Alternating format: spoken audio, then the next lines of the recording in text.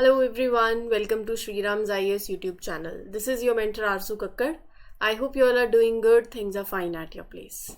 With this, let's begin with today's session जिसमें हम discuss करेंगे these articles. मैं आपको एक जल्दी से ब्रीफ दे देती हूँ कि हम क्या कवर करने वाले हैं so that you have a rough sketch in your mind and idea and you stay connected throughout. हम पहले तो बात करेंगे पोर्टल की, that is सृजन पोर्टल. अब ये portal why it is in news, क्या करता है ये पोर्टल, क्या कॉन्टेक्स्ट है. तो बेसिकली डिफेंस सेक्टर से आप इसको लिंक कर सकते हो. ठीक है जी, पेपर 3 एंड प्रीलिम्स के पॉइंट ऑफ व्यू से. देन चंदीपुरा वायरस इन्फेक्शन काफी न्यूज में है, आप इसको अपने जीएस पेपर 3 से भी लिंक कर सकते हो, प्रीलिम से भी. कैसे होता है, क्या सिम्टम्स हैं, क्या ट्रीटमेंट है, why it is in news, everything will see. Kashmir willow क्या है बेसिकली, क्या एक बेसिकली आप लगा लीजिए एक ट्री, राइट. अब उसके कॉन्टेक्स्ट में हम क्या पढ़ेंगे, उसके कैरेक्टरिस्टिक्स पढ़ेंगे, where it is mainly grown and कौन से कैसा क्लाइमेट इसको चाहिए रहेगा, इसके यूजेस कहाँ कहाँ पड़ते हैं, why it is in news, will see that. National Geophysical Research institute, hall he team of scientist from this institute has made a discovery कि मतलब देखो एक एंशिएंट कनेक्शन है, उस पर उन्होंने रोशनी डाली बिटवीन इंडियन सब कॉन्टिनेंट एंड एंटार्क्टिका. तो हमारे लिए इस कॉन्टेक्स्ट के through will discuss this institute कहाँ पड़ता है, क्या मिशन है इसका, कैसी रिसर्च एक्टिविटीज ये कैरी आउट करते हैं, वो सब कुछ. And last but not the least will talk about India's blue economic potential. तो ये जो आपका इंडियाज ब्लू इकोनॉमिक पोटेंशियल है, इकोनॉमी पोटेंशियल है, ये आपके जीएस पेपर 2 से भी लिंक करता है, गवर्नमेंट पॉलिसीज एंड इंटरवेंशन से. पेपर 3 में जब आप एनवायरमेंट सेक्टर में जाते हो उससे भी लिंक करता है, ग्रोथ, डेवलपमेंट, सब कुछ. ब्लू इकोनॉमी मतलब क्या, पहली बात. दूसरी बात, what are the major opportunities that are related to the blue economy for India. Then क्या चैलेंजेस आ रहे हैं यही देखेंगे हम, and what can be the way forward. So this is how we will be proceeding. Do mark your attendance first of all. जल्दी से अपनी अटेंडेंस मार्क कराइए by liking this lecture. Comment section में the way you are showering love, you are pouring your love and giving such wonderful feedbacks with respect to these sessions, and you are able to understand, एक connectivity जो बन जाती है अब, you are able to understand what I say, how we are taking these sessions. तो it feels great, thank you for that. जल्दी से channel भी सब्सक्राइब कर लीजिए, जैसे ही कोई भी सेशन पब्लिश होता है तो आपके पास नोटिफिकेशन आ जाएगी. ठीक है, शुरू करें. Let's move ahead with the first article. अब इसमें 2 चीज़ें हैं इस आर्टिकल में देखने के लिए. कौन सी 2 चीज़ें हैं? पहली तो आपको ये दिख रही होगी PIL. ये कोई लिटिगेशन नहीं है, ये लिस्ट है, पॉजिटिव इंडिजिनाइजेशन लिस्ट. क्या है मैं आपको बताऊंगी. अब न्यूज में क्या आया है कि डिपार्टमेंट ऑफ डिफेंस प्रोडक्शन, जो मिनिस्ट्री ऑफ डिफेंस का ही पार्ट है, उन्होंने पब्लिश करी है the 5th positive indigenisation list that consist of 346 items.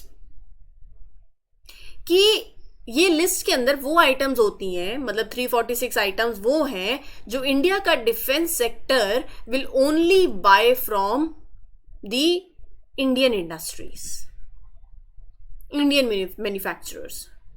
अच्छा, कब ये items will be produce within India, when it will be indigenised, वो सब कुछ का जो शेड्यूल है वो सृजन पोर्टल पे होता है. सो ओवरऑल इनिशिएटिव का मकसद क्या है? सेल्फ रिलायंस प्रमोट करना, फॉरेन सप्लायर्स पे डिपेंडेंसी कम करना इन the defence sector. So Department of Defense Production has notified this 5th PIL that consists of 346 items, and the items will only be procured from the Indian industry after the timelines of the indigenization as indicated in the list that is available on this portal.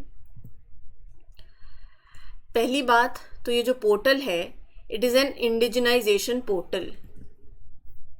ये तो मैं आपको बता ही रही हूँ ना. Developed by department of defence production. ये portal आपको इंफॉर्मेशन दे देगा कि ये आइटम्स हैं जो private sector can start making in India, कि instead of we import them, private sector जो है they can take up for its indigenisation.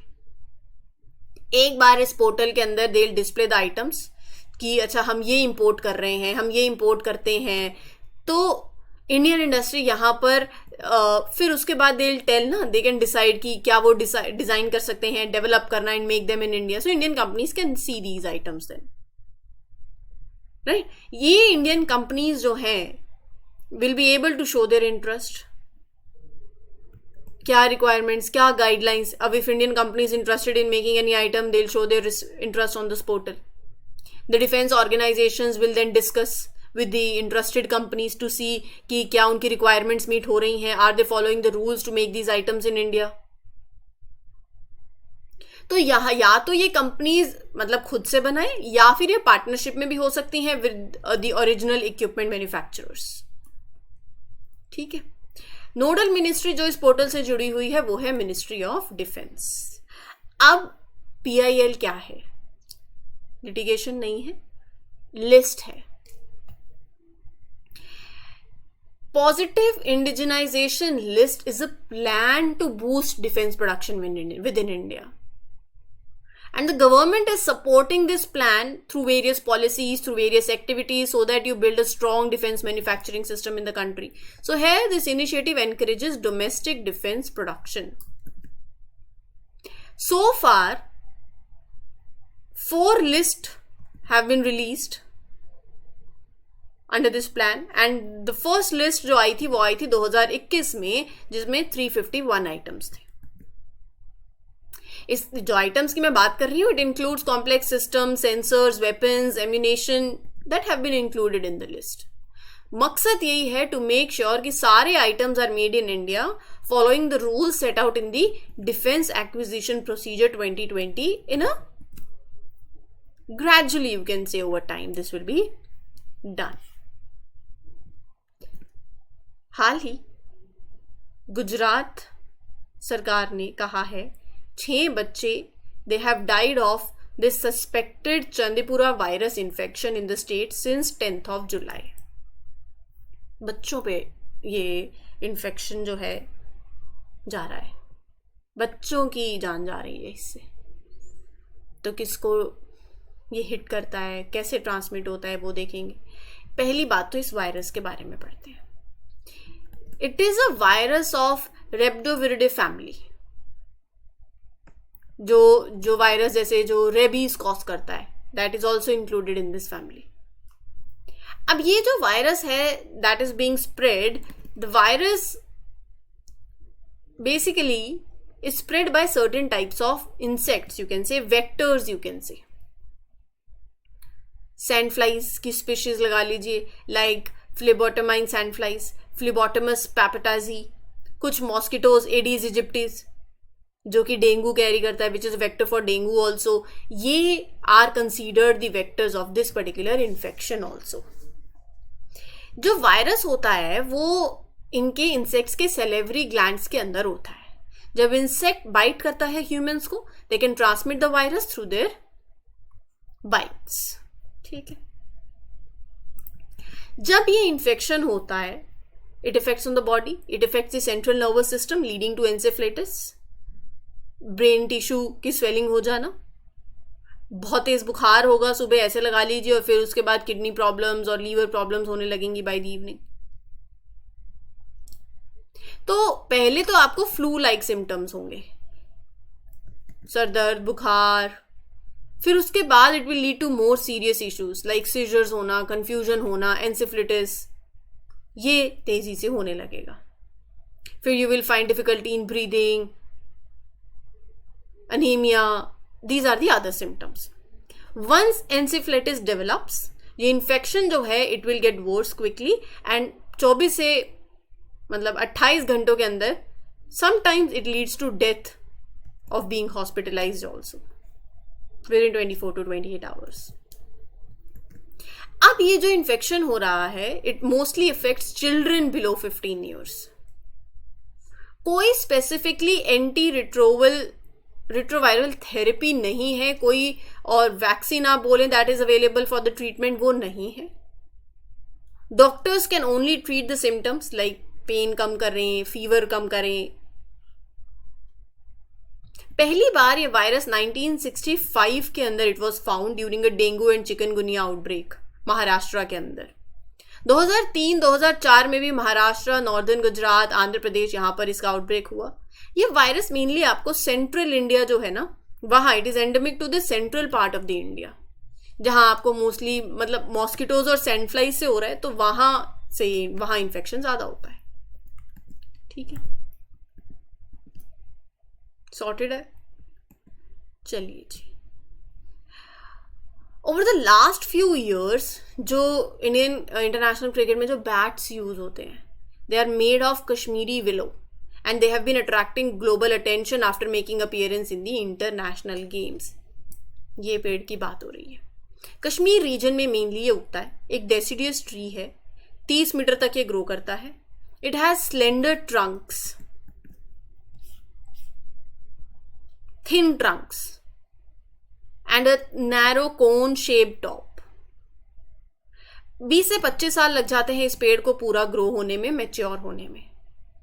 Moist और टेम्परेट क्लाइमेट इसको चाहिए होता है, जैसे कश्मीर का है, और स्पेशली रिवर बैंक्स के आसपास आपको ये पेड़ देखने को मिलेंगे, क्योंकि वहां सॉइल मॉइस्चर ये इनके लिए फायदेमंद होती है।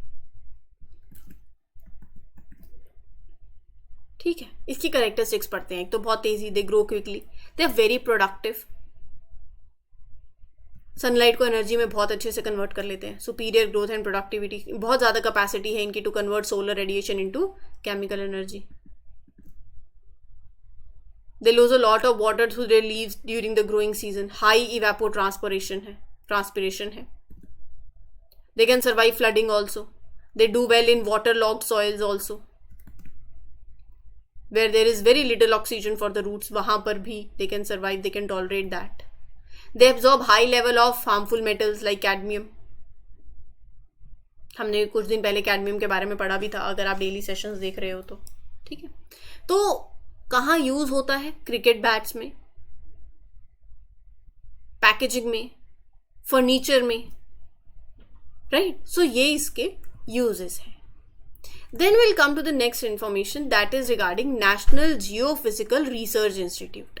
अब हाल ही न्यूज यही है कि साइंटिस्ट हैव फाउंड कि they have basically discovery that led कि देखो इंडियन सबकॉन्टिनेंट और एंटार्क्टिका के अंदर there is an ancient connection.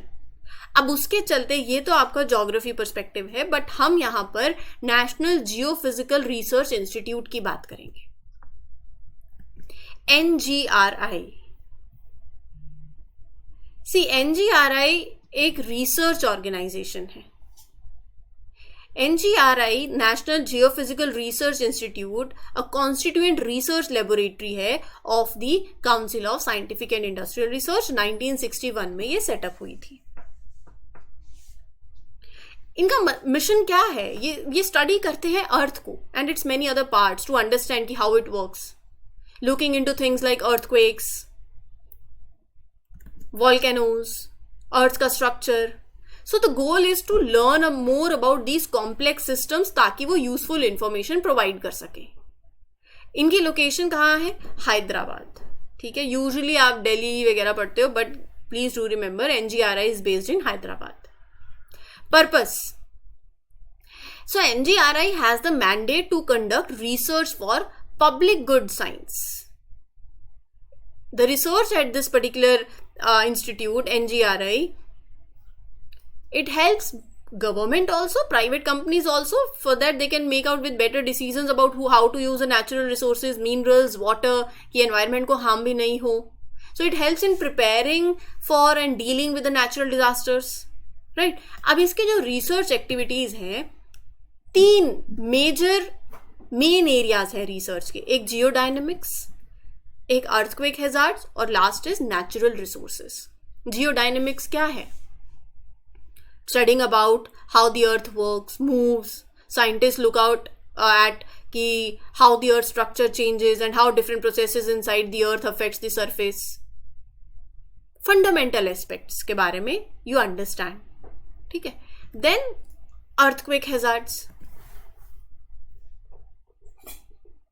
मतलब यहां पर ये एरिया डील करता है with studying features in the earth's crust that could cause problems like earthquakes, landslides. ये देखते हैं कि अच्छा कैसे पॉल्यूशन इफेक्ट कर रहा है ग्राउंड वाटर को, सॉइल को, कैसे क्लाइमेट चेंजेस इम्पैक्ट कर रहे हैं एनवायरमेंट को. So overall the goal is to understand it and reduce the risk of these hazards. Next is your natural resources.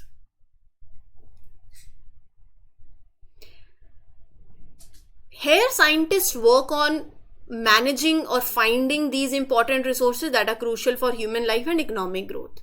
जैसे water, oil, gas, minerals, alternative energy sources. So they use, right, you can say they come up with methods to locate these resources and you ensure कि आप इनको wisely use कर रहे हो. Groundwater, hydrocarbons.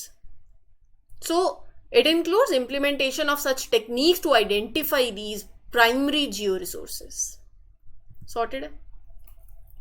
चलिए let's move ahead with the last article of today's session जो कि है editorial. Plumbing the depths to scale the heights. तो basically ये जो article है that is regarding your blue economy.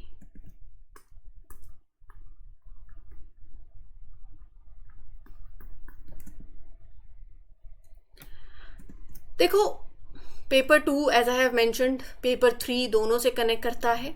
I give you points, you just write it down and listen to it. India focus कर रहा है on the ocean. जैसे हमारा Samudrayaan project है, डीप ओशन मिशन, जिसका मकसद क्या है? To explore the ocean. Simple, to explore and use both the living resources and non living resources from the ocean. तो ये जो प्रोजेक्ट्स हैं like deep ocean mission, they are the projects जो signify कर रहे हैं हमारी approach to tap the blue economy, right, जिसमें बायोडाइवर्सिटी आ जाता है, मिनरल्स आ जाते हैं, such resources you want to explore, utilize in a very sustainable manner, right. तो यहां पर बात यह है कि ओशन इकोसिस्टम जो है इट इज फ्रेजाइल. ठीक है, you want to explore the ocean, ठीक है, researchers will look into the oceans vast unknown areas. Renewable energy scientist will investigate कि how to generate energy from the ocean. Climate change tools जो है, mission will develop tools to predict, to understand the climate change better. लेकिन ocean environment जैसे मैं बता रही हूँ fragile है, डेलिकेट है, much of it is unexplored. कोई भी एक्टिविटी अगर आप यहाँ कैरी आउट कर रहे हो, it needs to be carefully manage. इसी के साथ मुझे याद आ गया, हमने यूएन हाई सीज ट्रीटी पढ़ी थी कुछ टाइम पहले, आप उससे भी इसको कनेक्ट कर सकते हो और ये इंपॉर्टेंट भी है. सो डू रिवाइज इट, क्योंकि that is also dealing with blue economy. But हम स्पेसिफिकली आज यहाँ पर इंडिया की ब्लू इकोनॉमी पोटेंशियल की बात कर रहे हैं. देखो, और दूसरी बात यह है कि बहुत सी कम्युनिटीज वो रिलाई करती हैं on the sea for their livelihoods. तो आप रिसोर्स एक्सट्रैक्शन भी उस तरीके से करो कि वो नेगेटिवली अफेक्ट नहीं करे इन कम्युनिटीज को. ब्लू इकोनॉमी के क्या major potentials, opportunities it provides? What are the major opportunities for India that are related to blue economy? हमारी कोस्ट लाइन जो है that is a long coast line, ये हमारे लिए एक बहुत बड़ा फायदा है. Many inland water bodies which are great for fishing, farming seafood. तो here we can tap it. हमारे पास प्रधानमंत्री मत्स्य संपद योजना है, right? Then what other opportunities? Ocean energy. The coast of India जिसकी मैं बात कर रही हूँ, कोस्ट लाइन के चक्कर में, it has a lot of potential for generating energy from the ocean, tidal power, wave and offshore wind power. India का मकसद है to install 30 gigawatt of offshore wind energy by 2030. India explore कर सकता है marine life को, to develop products like new drugs from these ocean organisms, nutraceuticals, cosmetics, biofuels. So you can be a leader in these innovative and valuable products. India is exploring the ocean floor for valuable minerals also. So you can mention seabed mining as well. Minerals like copper, nickel, cobalt, manganese, they are important for technology and renewable energy, right? What there can be number, बहुत से, what else do you think क्या opportunities हो सकती हैं? Tourism along the coastlines, cruise ships can boost the economy. So number of opportunities है. Deep ocean mission जो है, जैसे हमारे deep sea exploration and research. लेकिन चैलेंजेस क्या हैं?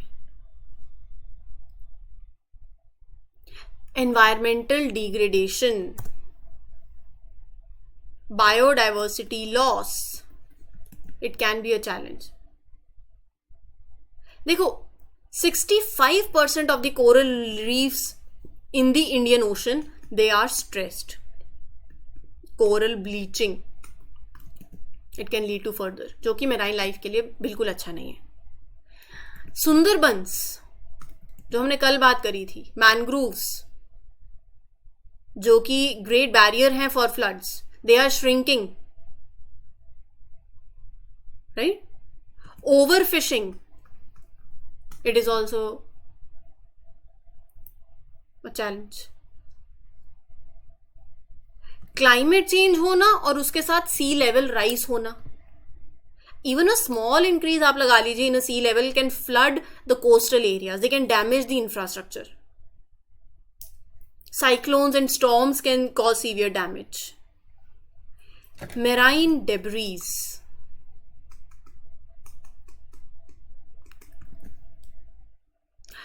इंडिया हर साल 9 नोट कर लीजिए आप, इंडिया हर साल 9.46 million ton of plastic waste produce करता है, और ये waste, much of it ends up in the ocean, which is harmful to marine life. It affects the human health also when you eat seafood,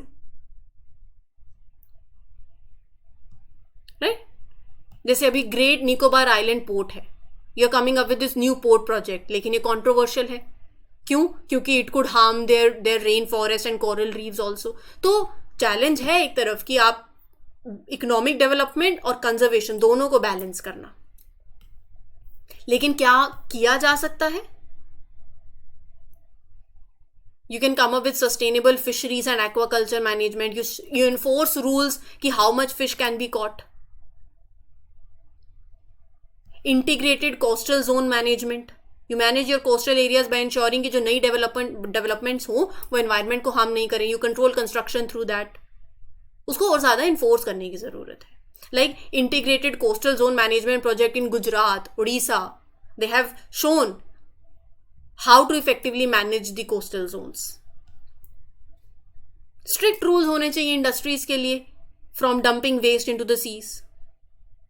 waste water जो coastal cities के अंदर होता है, you can treat that, upgrade such facilities, manage plastic, encourage recycling. So you can use advanced technologies like drones and satellites to monitor and protect the ocean from illegal activities. You can enhance cooperation, improve cooperation among different maritime agencies for better security. Skill development, training programs होने चाहिए to develop skills that are needed for jobs in this blue economy, like in the offshore energy हो गया, marine science, sustainable fishing हो. So these all things can be done. What else do you think? जैसे अभी अपना mangroves के लिए हमने discuss करा था, तो you need to restore your natural barriers like mangroves. Resilience building basically. So these are the solutions. What else do you think? Do let me know in the comment section. For this particular session, this was all. I hope you learned. कोई भी doubt हो, you can ask me. कोई point छूट गया है, थोड़ा सा session rewind करें. नंबर ऑफ पॉइंट्स जो भी बताए हैं, do write it down. Will meet you in the other one. Till then, take care, good luck, good wishes. This is your mentor Aarzoo Kakkar signing off. Happy learning, all the best. Thank you.